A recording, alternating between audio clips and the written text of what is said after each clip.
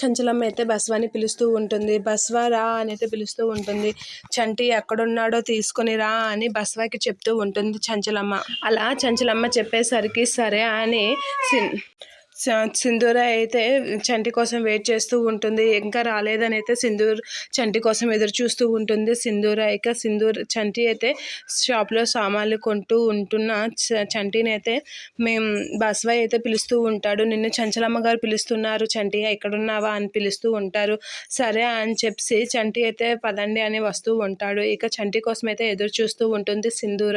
ఇక బస్వా వాళ్ళైతే చంటిని చంచలమ్మ వాళ్ళ ఇంటికైతే తీసుకొని వెళ్తూ ఉంటారు. అలా తీసుకొని వచ్చిన చంటిని చూసి కొంచెం హ్యాపీగా ఫీల్ అవుతూ ఉంటుంది చంచలమ్మ. ఇక చంటి అయితే చంచలమ్మ కాసి చూస్తే ఇలా అంటూ ఉంటాడు, చంచలమ్మ గారు మీరు నన్ను ఎందుకు పిలిచారో నాకు బాగా తెలుసు అనేది అంటూ ఉంటారు. అలా అనేసరికి చంచలమ్మ అయితే అలా చూస్తూ ఉంటుంది. మీ ఇంటి ఆడపిల్లకి తప్పు చేశాను కాబట్టి మీ ఇంటికి ఆడపడుచుకి క్షమాపణ చెప్పలేదు కదా, అందుకే కదా మీరు పిలిచారు అని చెప్పేసి అంటూ ఉంటాడు చంటి. అలా అనేసరికి చంచలమ్మ అయితే షాక్ అవుతూ ఉంటుంది. చంటి ఏంటి ఇలా అర్థం చేసుకున్నాడు అని అయితే షాక్ అవుతూ ఉంటుంది.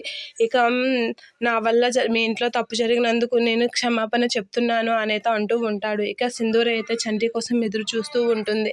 ఇక చంటి అయితే చంచలమ్మ కాలు మీద పడి క్షమాపణ చెప్తూ ఉంటాడు. అలా క్షమాపణ చెప్తున్న చంటిని చూసి చంచలమ్మ పొరబడుతున్నావు చంటి అని అనుభవి చెప్పబోతూ ఉంటుంది. చంటి చేసిన పనికి షాక్ అవుతూ ఉంటుంది. ఇక సింధూర అయితే చంటి కోసం ఎదురు చూస్తూ ఉంటుంది.